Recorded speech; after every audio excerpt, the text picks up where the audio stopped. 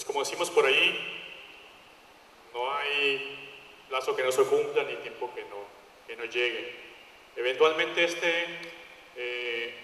un foro como este había sido de cierta manera necesario dentro de las inquietudes que tenían los pastores.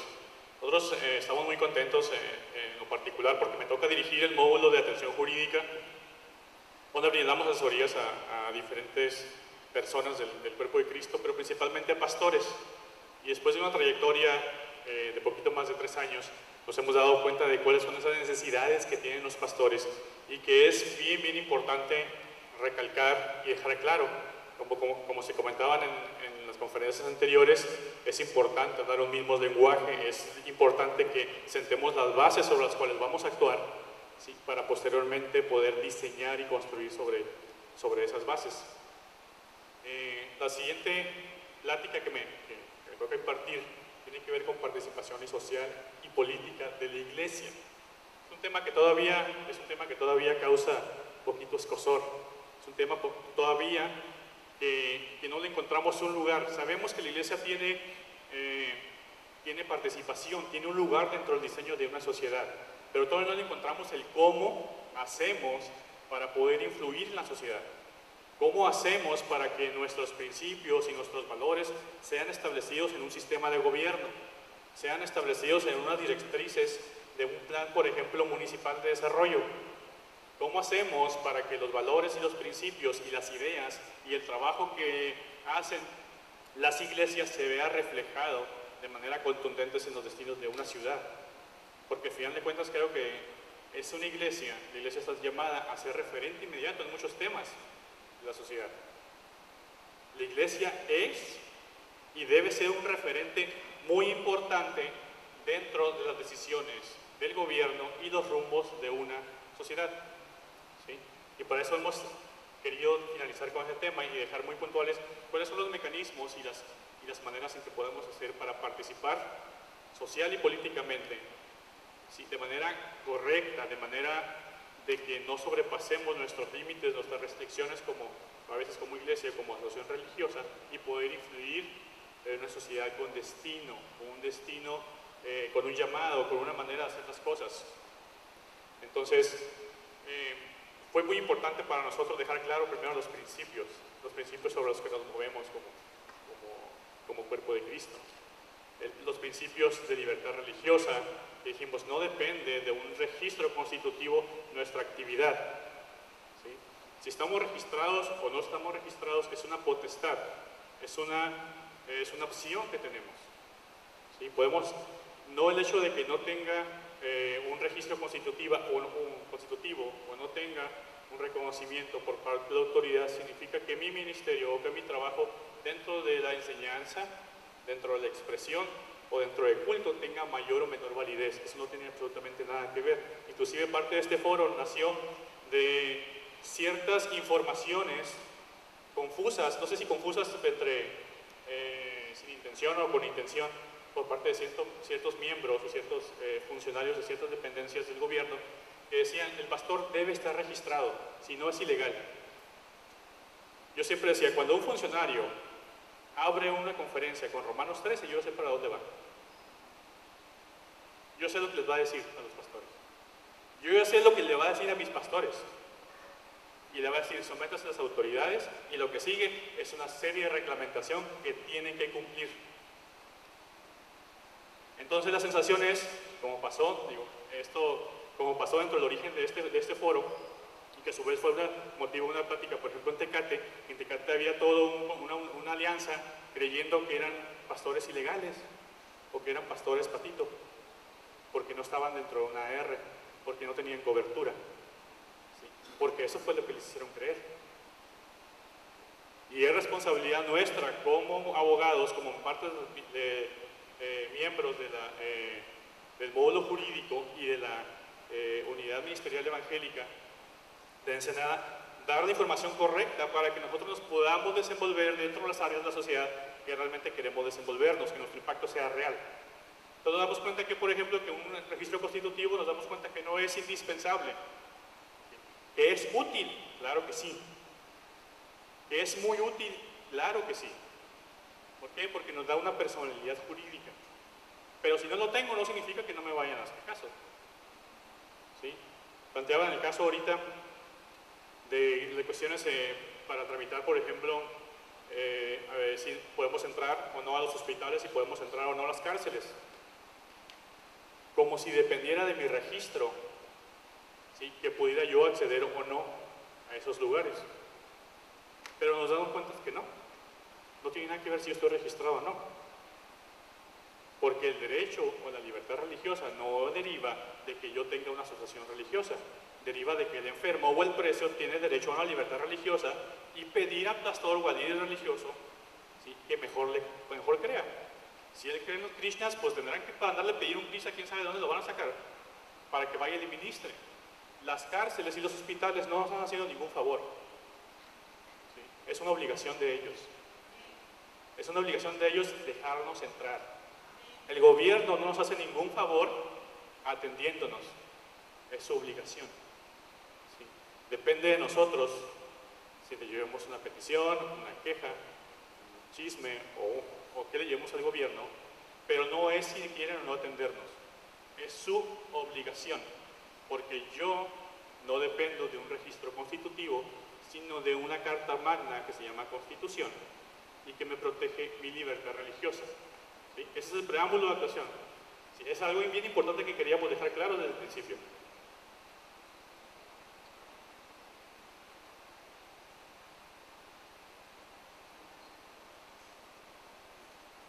Y surge, como comentamos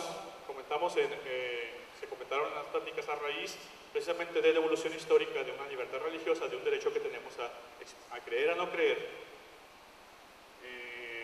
y a manifestar lo que creemos o no creemos. Decimos, el mexicano tiene, hablando de constitución, el mexicano tiene derecho a creer, pero ahí no acaba la cosa, porque cuando yo creo, luego lo expreso, ¿sí?, luego me reúno, luego lo enseño, y eventualmente voy tocando o caminando por otros derechos humanos y otras garantías individuales, como se les nombraba, ¿sí?, que me permiten ejercer mi libertad religiosa. La libertad religiosa no es que creas o no creas, sino que después de creer yo camino en mi creencia. Y la sociedad y el gobierno y las leyes deben estar adecuados a esa creencia que yo tengo. Y deben poner los mecanismos para que yo camine en esa creencia. Y ese es el origen evolutivo. ¿Qué pasa? Que a partir de la reforma constitucional de 1992 se crea un nuevo paradigma. Digan, bueno, las iglesias son muchas y son numerosas y creen, pero como dijimos ahorita hablando de libertad religiosa, no nomás creen, caminan, se congregan, enseñan, se reúnen, si ponen bocinas afuera de sus congregaciones, marchan, convocan a foros, convocan a simposios. Algo tenemos que hacer con las iglesias. ¿Sí? No podemos dejarlas al margen de la ley. Entonces el nuevo paradigma de las relaciones iglesia-estado, es decir, se establece, reconozcámosle, dice el gobierno, el constituyente, reconozcámosle una personalidad jurídica. El antiguo paradigma, es decir, iglesia-estado, era como decir agua y aceite. Y aún predomina esa idea. Decía uno de los catedráticos o uno de los teólogos de la ciencia política, decían que los cambios institucionales, los cambios legales nos llevan a un plumazo. Hoy es una ley, al rato la cambian y es otra. Los cambios institucionales, que se refieren a toda la estructura de gobierno, tardan en cambiar 20 años, pero los cambios culturales tardan 50 años. En 1992 se hizo el cambio de paradigma, la ley cambió de un día para otro. Pero el gobierno aún da pasos trémulos en el reconocimiento de este paradigma. Aún dice, ay, pues si eres iglesia, no sé si ayudarte o no, no sé si escucharte o no. Cuando decís, no, soy iglesia y tengo un papel fundamental dentro de la sociedad, y tan tengo un papel fundamental que estoy reconocido como personalidad jurídica, y soy una persona a quien tienes que atender. ¿Sí? Ese es el nuevo paradigma, pero le llevó 20 años. Estamos en el 92, para el 2016 ya empezamos, ¿sí?, a ver algunas actividades dentro del gobierno que reflejan esa atención, esa nueva manera de las relaciones iglesia-estado. Ya no somos agua y aceite, estamos claros. Pero después viene el cambio cultural y eso nos corresponde a nosotros. Y yo creo que no debemos esperar 50 años hasta que entendamos, ¿sí?, que esta nueva manera de visualización de la relación Iglesia-Estado ya llegó aquí hace 20, de la reforma del 92. Ya somos unas personas jurídicas, ya hay influencia y dirección de la Iglesia con voz pública dentro de la dirección de la toma de decisiones de un gobierno o de una sociedad. Ese es el nuevo paradigma y ese es el que debemos adoptar. Después de esta reforma constitucional sobre las bases de los principios de libertad religiosa, de creencia, de culto, inclusive de educación, de expresión, se crea se establece la personalidad jurídica de las iglesias y eso la convierte en automático en un actor social. Saca a las iglesias de sus cuatro paredes y las vuelve en un actor social. Porque ¿qué pasa con una persona? Una persona jurídica como una AR. ¿Sí? Tiene propiedades, tiene patrimonio propio, tiene derecho, tiene cuenta de banco, tiene derecho a contratar, a obligarse, a rentar, a participar, a alzar la voz. Puede inclusive demandar, claro. Puede solicitar el amparo porque se le vulnera sus garantías. Tiene acceso a toda una serie de mecanismos jurídicos y de participación social y política de un plumazo, por el solo hecho de ser persona jurídica. Ahora resulta que, por ejemplo, platicaba con la contadora Mayra, pues es un problema ir al banco, porque el banco todavía no entiende cómo una iglesia puede tener una cuenta de banco y cómo la iglesia da cobertura a otras iglesias y el banco no entiende. El cambio institucional dentro de la estructura financiera todavía no se ha adecuado al nuevo paradigma. Le tenemos que decir, mire, lo que pasa es que el 92 hubo una reforma y hay una persona jurídica y si su sistema no tiene para tener una cuenta de banco o de una R, pues adecúalo.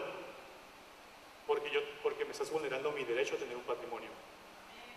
O sea, me lo dice el Estado y tu banco me lo restringes, pues lo más sano es que te adecúes, que me reconozcas ese derecho. Y así podemos mencionar una serie de cuestiones por las cuales la iglesia y las ARs caminan ahora fuera de sus cuatro paredes para influir en los destinos y en los diseños de una sociedad y obviamente de un gobierno pues que se digne de tener los hilos de los manejos de una sociedad. Y esto hace por lo tanto dos puntos de vista.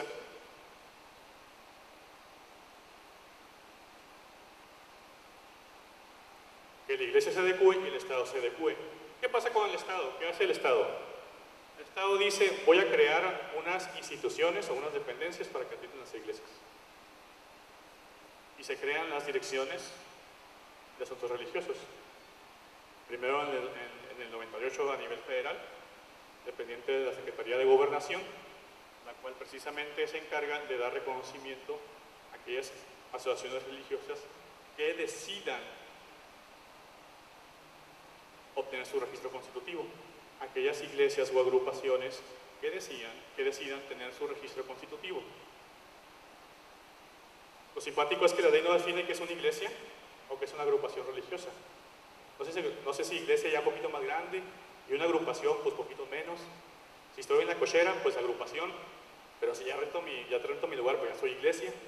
Si tengo el letrero, iglesia, si el letrero está chiquito, pues agrupación. No lo define la ley. ¿Okay? Simplemente nos establece una serie de requisitos y nos dice, si cumples estos requisitos, accedes tú a tener personalidad jurídica, cuentas de banco, tu propio edificio y una serie de actividades por las cuales se puede desarrollar la vida de sociedad. Obviamente tiene restricciones, tiene ciertas limitaciones respecto a participar en relación a sus ministros, que ese es otro punto importante. Ministro de culto religioso para efectos legales es aquel que tiene el reconocimiento o pertenece a una AR, ¿sí? Y cual la misma AR le otorga esa calidad de ministro de culto religioso, pero es para efectos legales, ¿sí? O sea, para efectos de nuestro caminar no necesitamos ese registro constitutivo. Me tocó ver alguna publicación en las redes sociales y decía, te dices pastor y ¿dónde está tu registro constitutivo como ministro de culto? Alguna vez hice un pacto conmigo mismo diciendo no voy a hacer bullying en las redes sociales porque antes hacía mucho bullying. Ya no voy a hacer bullying a nadie, decía yo. ¿Sí? pero a esta persona estuve a punto de hacerle bullying, ¿sí? Y mostrarle la ley donde dice que es opcional, siempre y cuando yo se haya decidido tener una asociación religiosa. Entonces, esos son tipos de cosas o los tipos de ideas que aún prevalecen pues, en el cambio cultural que debemos procurar. Entonces, en el 92 a nivel federal se hace la dirección de asociaciones religiosas, a nivel estatal fue en 2011, se crea la Dirección Estatal de Asuntos Religiosos, cuya única función era dar el trámite a lo federal. No tenía otra visión.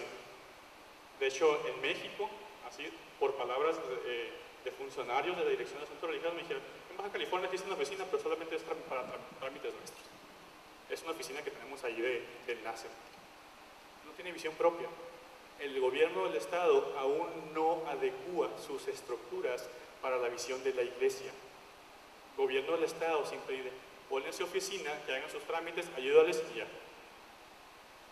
Y nosotros, y por eso tenemos a funcionarios, inclusive, pues después le paso la dirección electrónica de mi blog, tengo un artículo donde establezco los retos para la Dirección de Asuntos Religiosos, y digo, ¿por qué tenemos funcionarios diciéndonos? O sea, les digo, cuando comienza con Romanos 13, yo ya sé para dónde va. ¿Y por qué tenemos funcionarios diciendo, hey, deben sujetarse a las autoridades y deben registrarse? Porque es su única razón de ser. Porque si no están registrando iglesias, entonces ¿para qué existiera? Si es una simple tramitadora. No tiene visión de Estado, de una verdadera relación de iglesia y Estado. No la tiene, nomás es un tramitador. Entonces, ¿qué hago? Pues tramito, hago que todo el mundo se afilie, que todo el mundo se inscriba, que todo el mundo saque su AR, porque entonces doy justificación a mi existencia. Y tenemos funcionarios diciéndonos que es una obligación. Claro que sí, porque es tu meta gubernamental, porque es la única que tiene. ¿Sí? Porque esa visión no le alcanza para decir todo lo que hace una iglesia. Pero tampoco nosotros le hemos dicho. También tampoco nosotros le hemos dicho todo lo que podemos hacer. ¿Sí? Entonces, en el 2015 se crea la unidad de asuntos religiosos aquí en el municipio también, en ese esfuerzo de tener una relación y un contacto entre las iglesias y el gobierno, ¿sí? Que las estructuras del gobierno se adecúen. La iglesia frente a esa nueva situación en la que yo me relaciono, ya no somos agua y aceite, ahora somos amigos. Ahora, si bien hay un principio de separación iglesia-estado, esa nueva visión no tiene nada que ver con que no nos relacionemos. Tiene que ver con que tú no te metes en mi vida interna, ¿sí? Ni yo te gobierno a través de las iglesias. ¿Sí? ¿Y el hombre puede estar en el gobierno y en la iglesia? Pues claro que sí. Son principios y bases y leyes completamente diferentes. Hay una separación con las cuales no se mezclan dentro de la estructura. Pero eso no significa que seamos amigos, que no seamos amigos. Debemos cooperar unos con otros. ¿Por qué? Porque ¿cuál es el fin de la iglesia? A final de cuentas, esa iglesia de puertas hacia afuera. ¿Y cuál es el fin del Estado? Pues son exactamente los mismos, que es el bien común. ¿Sí? Muchas de las obligaciones o las tareas que debe hacer el gobierno las hace la iglesia. Y a veces quiere que tengas también AC, porque si tienes una AC cuentan números para desarrollo. Yo y mis 800 AC combatimos la pobreza, dice el gobierno. ¿Sí? Pero mucho lo hace la ciudadanía, el ciudadano. Y está bien, hombre, que el gobierno ya diga que somos un gobierno, al final de cuentas el gobierno somos todos. El problema es cuando alguien en lo particular, un partido, un funcionario se quiere colgar logros que no son. Pero al final de cuentas el gobierno cumple una función a la cual la iglesia también está preocupada, que es un bienestar social, que es un bienestar colectivo.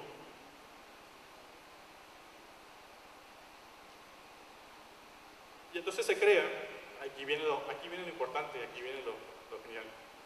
Entonces se crean en la iglesia dos ámbitos,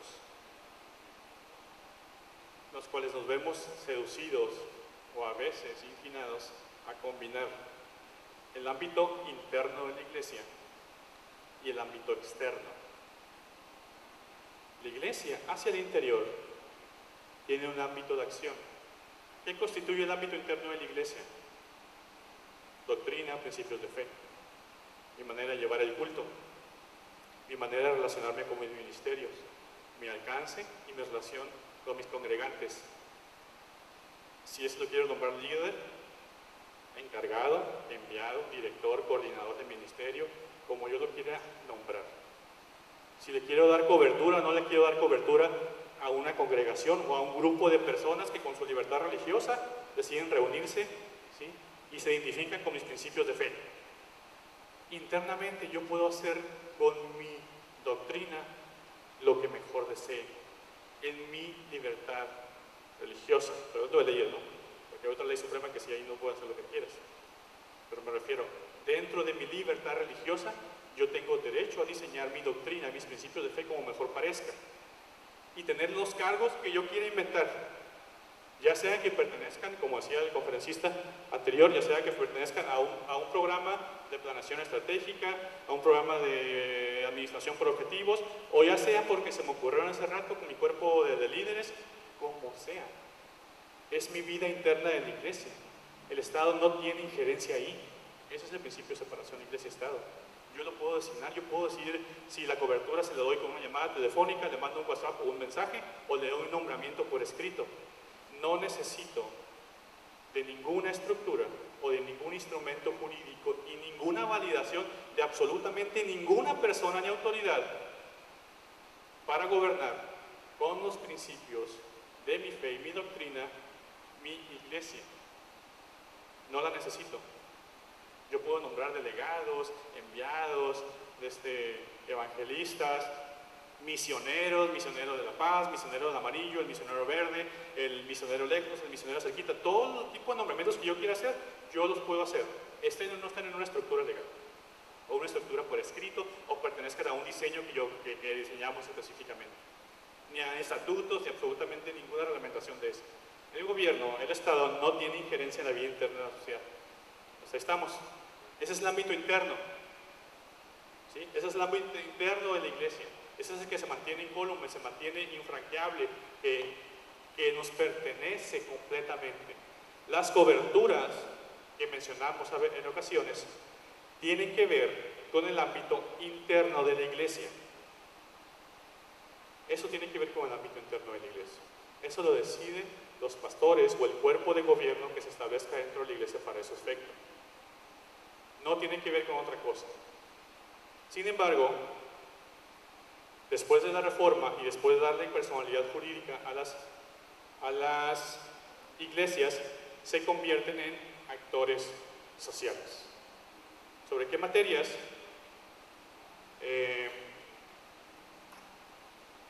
Sobre materias principalmente de salud, educación, familia y grupos vulnerables. Eventualmente la iglesia se convierte en un actor, dice uno de los catedráticos del tema, dice, en un factor importante en la reconstrucción del tejido social. ¿Sabían que hacemos un pequeño paréntesis, los doctrinarios de la seguridad pública, quien ven la seguridad pública no como un problema policíaco, sino como un problema general de establecer las condiciones para que una sociedad se desenvuelva con tranquilidad y vaya tras sus objetivos, ven a la iglesia como un factor de contención? O sea, ellos saben que si ponen iglesias en los barrios, ¿sí?, y fomentan la iglesia en el barrio o en la colonia o en la ciudad, la delincuencia baja y la productividad sube.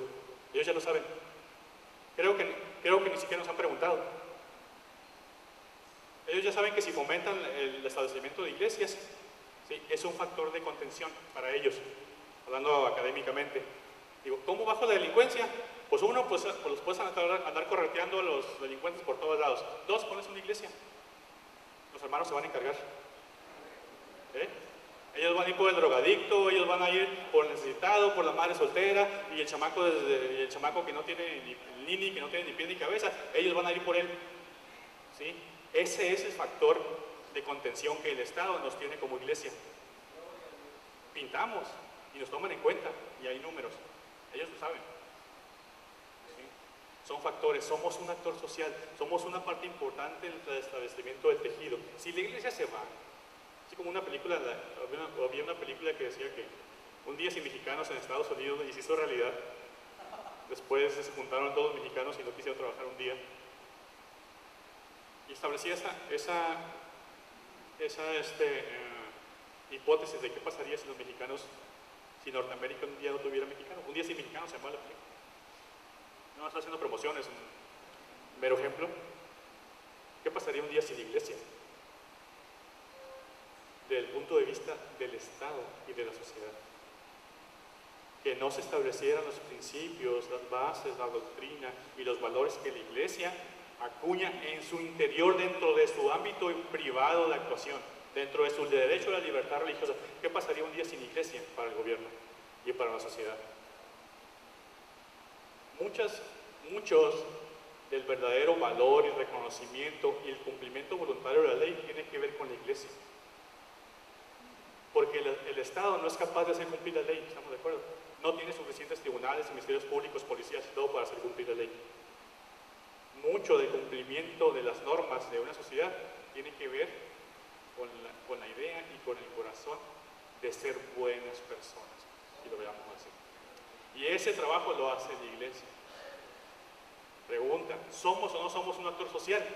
¿Somos o no somos una parte importante del tejido de la estructuración social de una comunidad? Por supuesto que sí.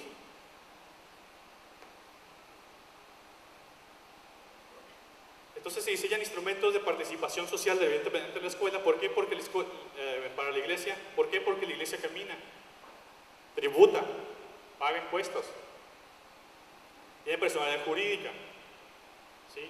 Se ven influencias religiosas dentro de los trabajos, tiene influencia en la legislación. Hay un debate público originado de lo que se aprende en la iglesia. ¿Sí? Y eso es parte de lo que queremos sacar a lucir hoy. Hay una postura que tiene la iglesia frente a muchas cosas que están pasando en el exterior.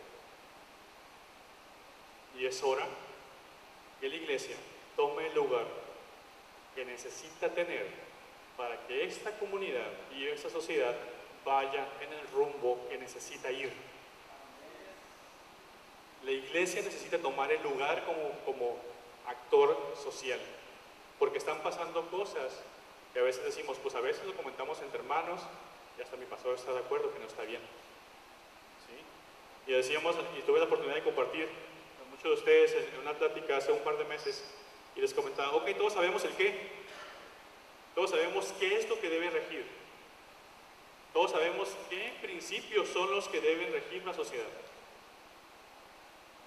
Tenemos un catálogo gigante de promesas, y esas promesas son muchas para una sociedad. Muchas.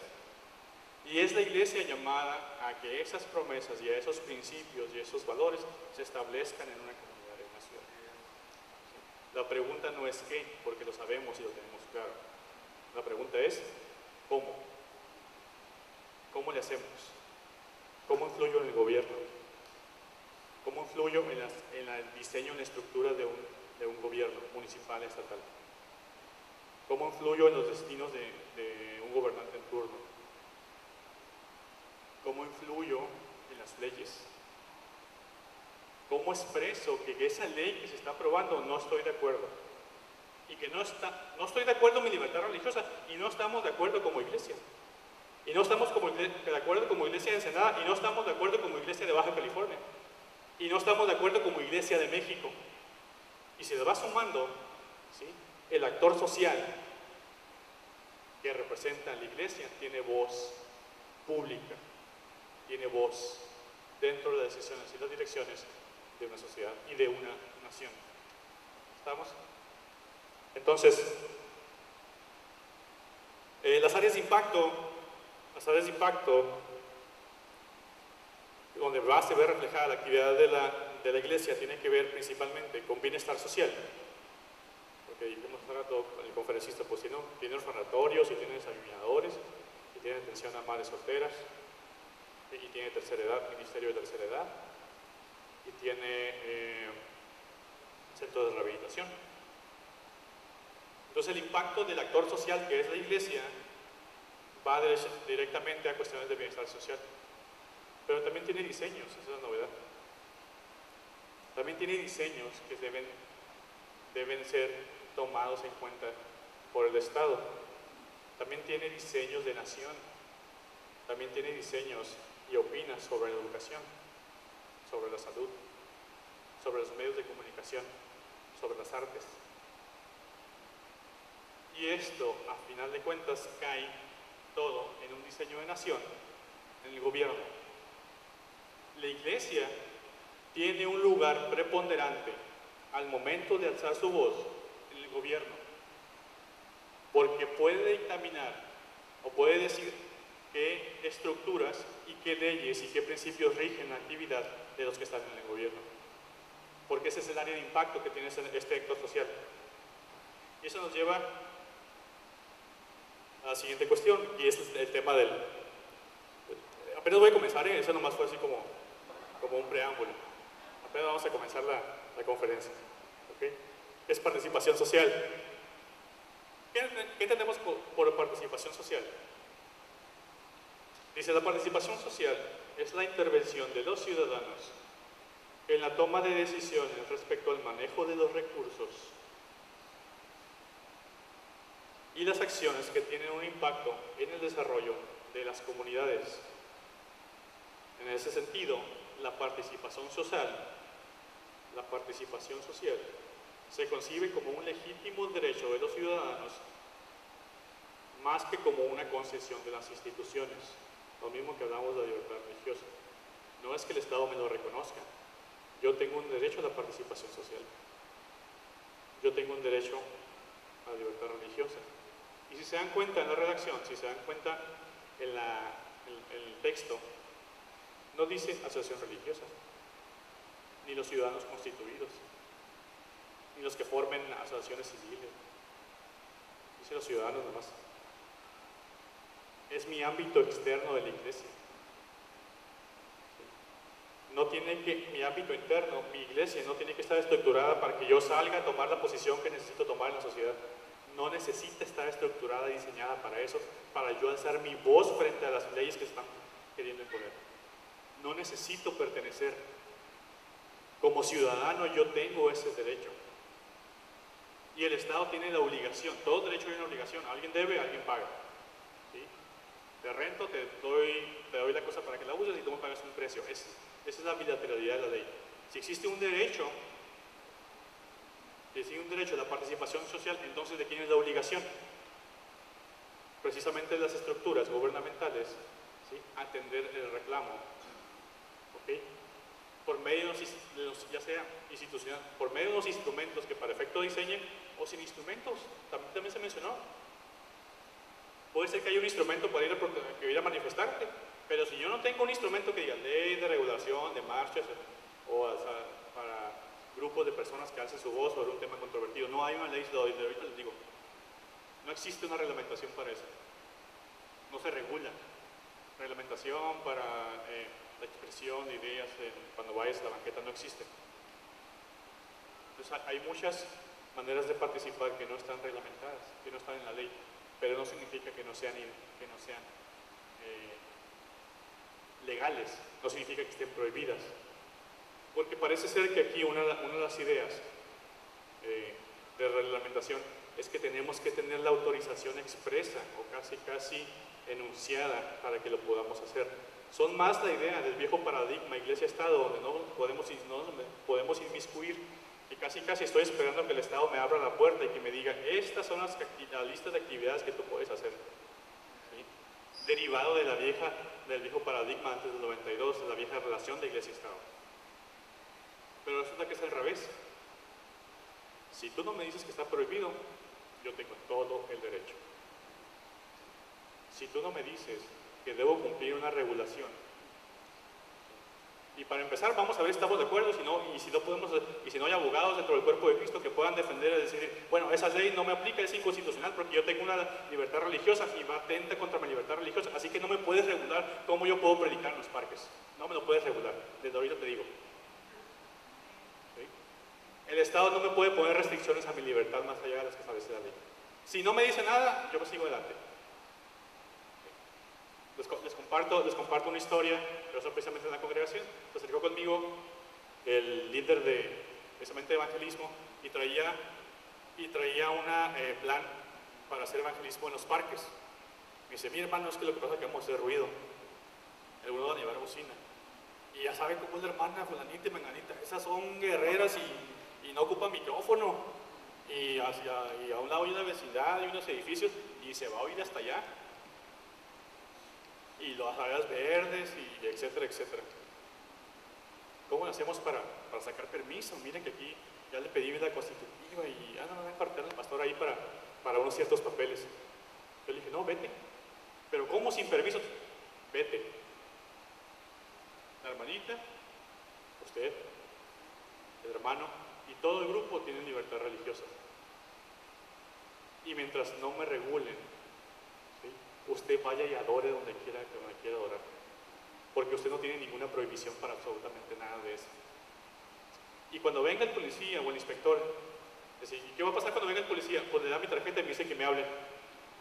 ¿Usted qué me da? Pues creo que no. Porque es un ejercicio pleno de libertad religiosa. ¿Sí? Dice la ley que los actos de culto público se darán reglamentados por la ley respectiva. Pues sí, de las asociaciones religiosas y los que no son asociaciones religiosas, como yo.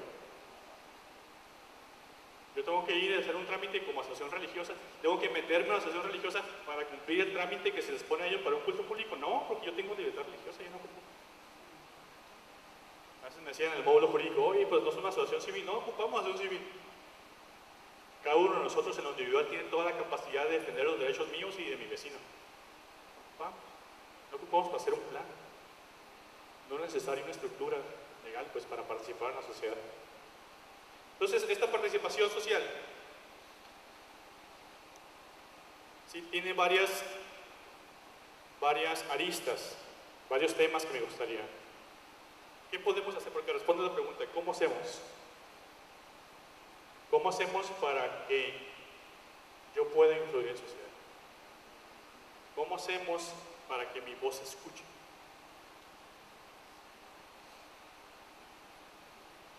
Lo primero, o una de las aristas, o uno de los temas que podemos tocar, tiene que ver con el diseño institucional o el diseño jurídico. Si somos un grupo de personas, tenemos cierta libertad de alzar la voz. Pero si estamos constituidos en una asociación religiosa, tenemos otro ámbito de actuación. Las asociaciones religiosas tienen un ámbito de actuación. Si yo estoy constituido en una asociación civil, ¿se vale? La asociación civil tiene otro ámbito de actuación. Inclusive para la asociación civil hay toda una reglamentación especial. Las asambleas, puedo estar inscrito en los programas de desarrollo social de los gobiernos municipales y estatales y federales, puedo acceder a programas, a recursos, puedo ser donataria autorizada para que traiga bendición, yo darle una factura de impuestos, todo eso puede ser una AC. Lo que sí no vamos a permitir es que digan, bueno, tienes una AC, bueno, eres ilegal o estás porque tienes que ser una R.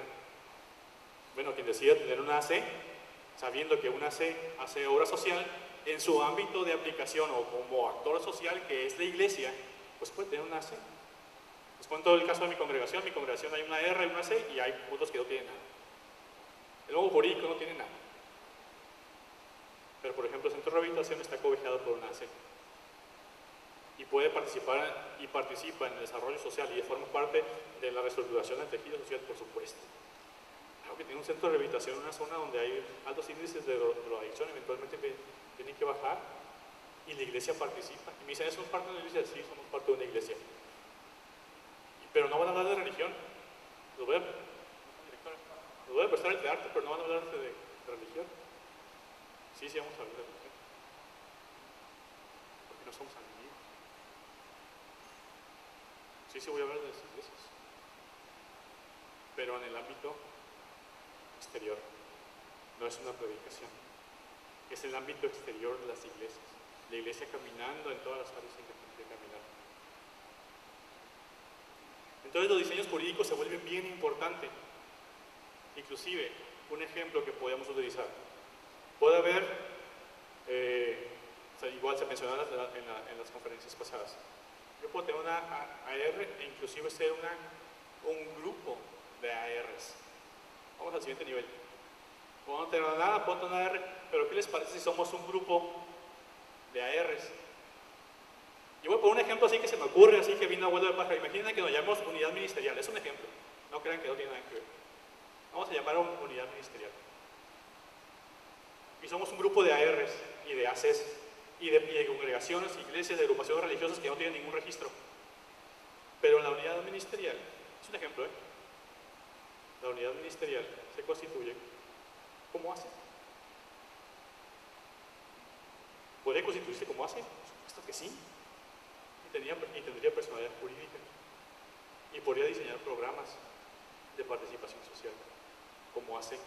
Porque resulta que, por ejemplo, cada 3 años, al inicio de un gobierno municipal, están los instrumentos de participación social y diseño de la planeación de un ayuntamiento, ¿sí?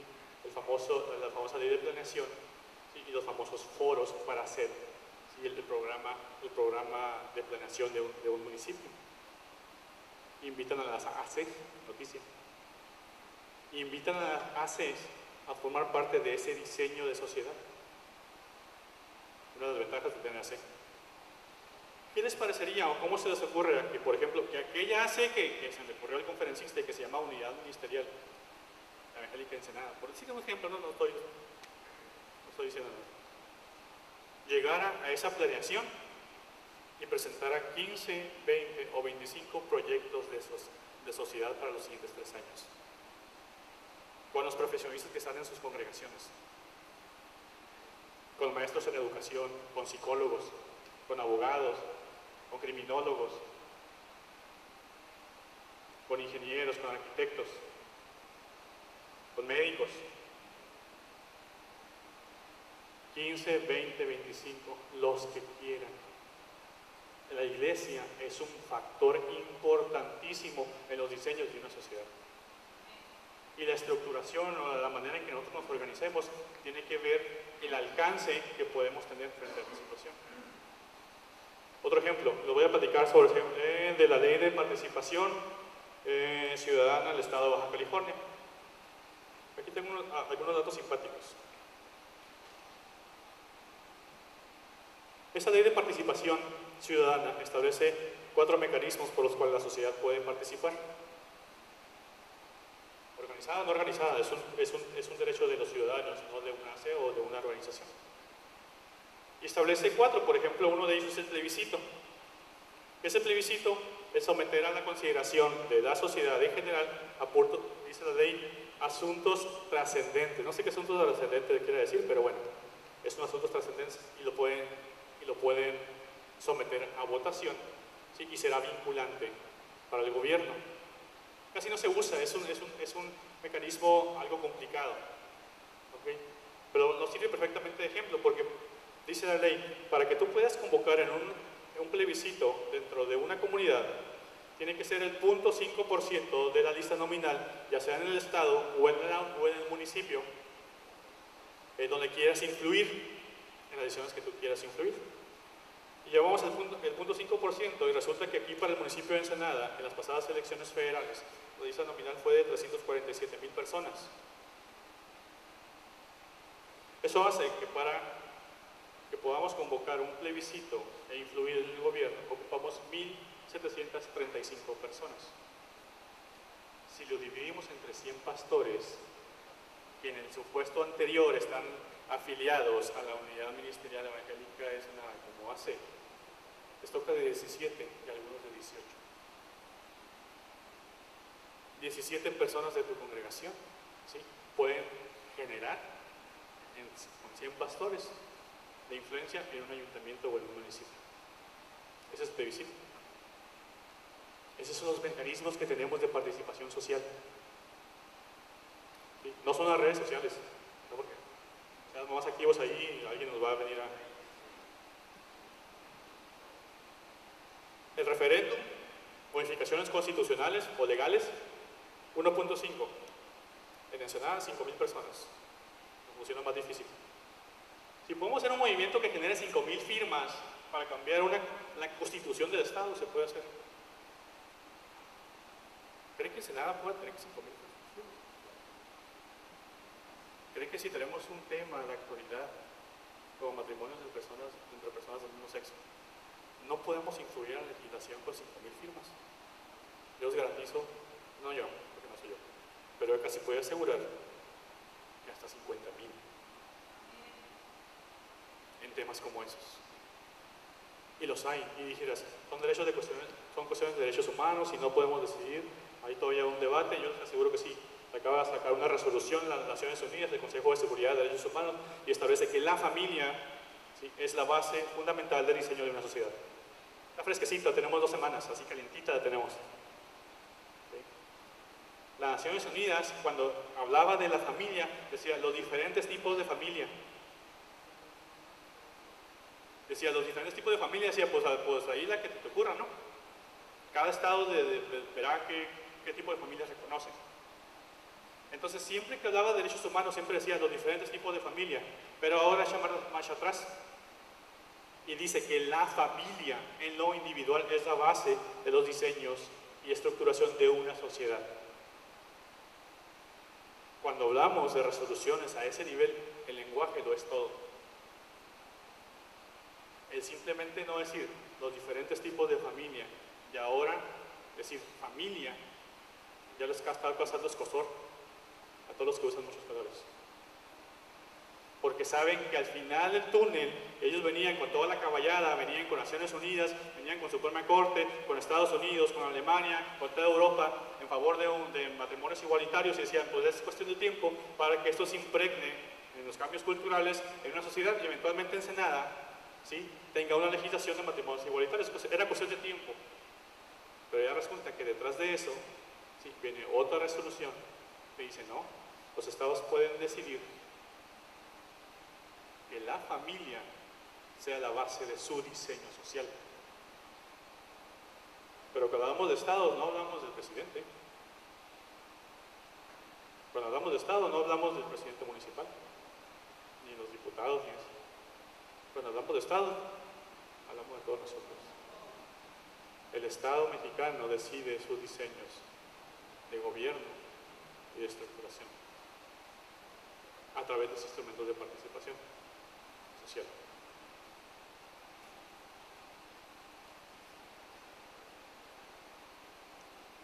Participación política.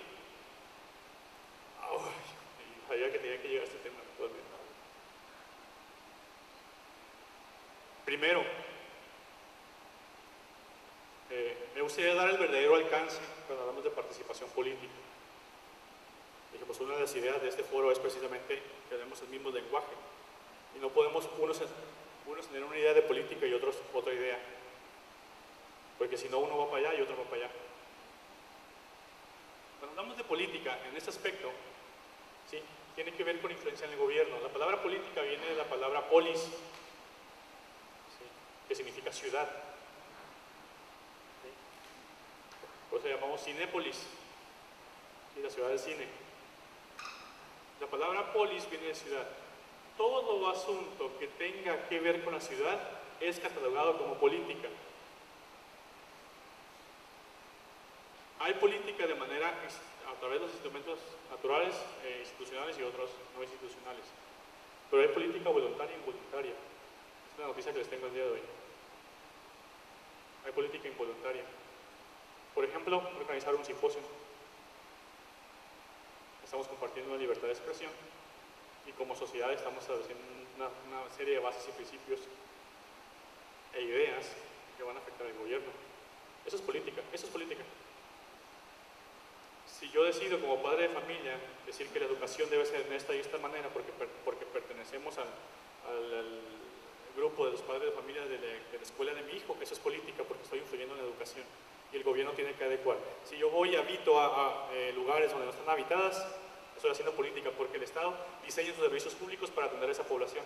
Si yo voy y establezco y levanto una iglesia, y levanto una iglesia aquí y una otra iglesia allá, en tierra de propiedad privada del ayuntamiento o en tierra agraria, estoy haciendo política, porque el Estado moldea su actuación con base a como nosotros vamos caminando.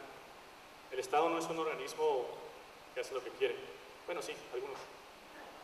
Pero por regla general se adecua a la satisfacción de las necesidades de la población. ¿Okay? Todo eso es política. Todo eso nos hace políticos. Ya les dije políticos, ¿no?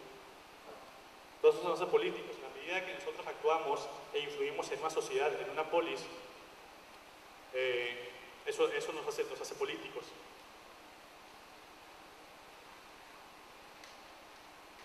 Ya hablé de los instrumentos de participación, les voy a leer un poco de participación política. Dice, la participación política puede definirse como toda actividad de los ciudadanos dirigida a intervenir en la designación de sus gobiernos o a influir en la formación de la política estatal. Si nosotros vamos y ayudamos a diseñar el plan municipal de desarrollo, estamos haciendo política, porque queremos influir en la sociedad. ¿Sí? Y son mecanismos que el Estado pone para que nosotros participemos. El hecho de ser pastores, el hecho de pertenecer a una congregación no significa que estamos impedidos de no participar en lo que pasa en nuestra sociedad. Al contrario, tenemos una mayor responsabilidad. ¿Sí? Y parece que lo hemos agarrado como justificación para, no, pues ese asunto yo no me meto. Hay que sacan boda a los políticos, como si los políticos fueran una especie aparte, ¿no? A veces sí.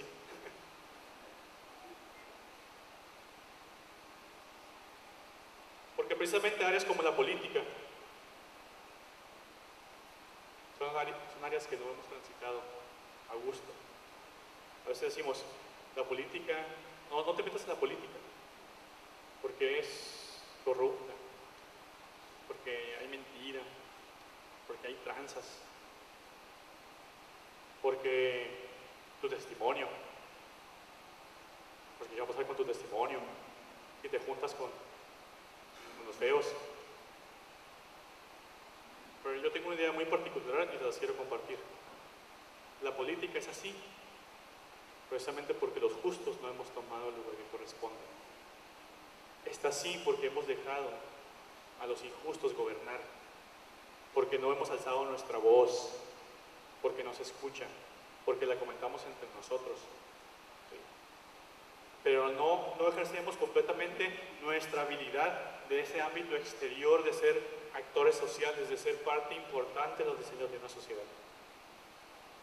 Porque la iglesia no tiene los ojos puestos sobre el gobernante en turno para decirle, hey, estás haciendo mal. Decir, no, todos son iguales. No vamos a hablar de plebiscitos ni de referéndum. Vamos a hablar de la posibilidad o la opción de llevar a alguien de nuestras congregaciones a gobernar. El anterior diputado federal ganó como con 25,000 votos. ¿No puede estar el siguiente gobernador sentado aquí? ¿No puede estar el siguiente gobernante justo de esta nación sentado en sus bancas? Esperando la oportunidad de transitar y caminar con su iglesia. He tenido oportunidad de asesorar empresas nacionales, internacionales, inclusive partidos políticos. Y yo el primero que me jalo es a mi pastor. Y digo, usted necesita saber de dónde yo ando, porque usted va a ser el primero que me tiene que jalar las orejas. Si yo descuido lo que yo escuché y de lo cual yo me alimenté en la iglesia, en el altar. Esa es la posibilidad de participación de una iglesia que toma su lugar como influyente en su sociedad. A través de mecanismos institucionales como elecciones, como plebiscitos, o a través de mecanismos no institucionales como marchas, como conferencias, como foros, como publicaciones, que los podemos hacer oír. Hay estados o naciones, por ejemplo Brasil, que tienen todo un cuerpo legislativo de diputados salidos de la iglesia, porque en su momento esa nación se organizó para llevar a esos hombres justos al gobierno.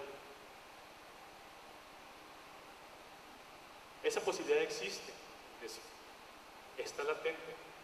Ya no somos una iglesia de puertas hacia adentro. Ya no nos pueden decir, hey, tú de la puerta para allá, lo que tú quieres, de la puerta para acá no puedes hacer nada. Ya se acabó. Ya se acabaron los pastores patito.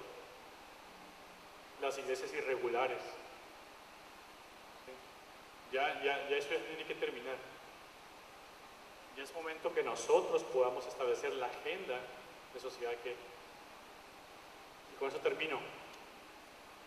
Con eso quiero concluir. Hay un lugar, hay un espacio que no ha sido llenado por nadie dentro de la participación en los diseños de una sociedad. Y ese espacio corresponde a la justicia. Hay mucha injusticia en los diseños. Son diseños injustos. Pero voy a concluir con algo que una persona me dijo en el corte. Cuando yo caminaba precisamente queriendo hacer algo diferente. Y me dice, estamos tan hartos de guerras, de violencia, de impunidad,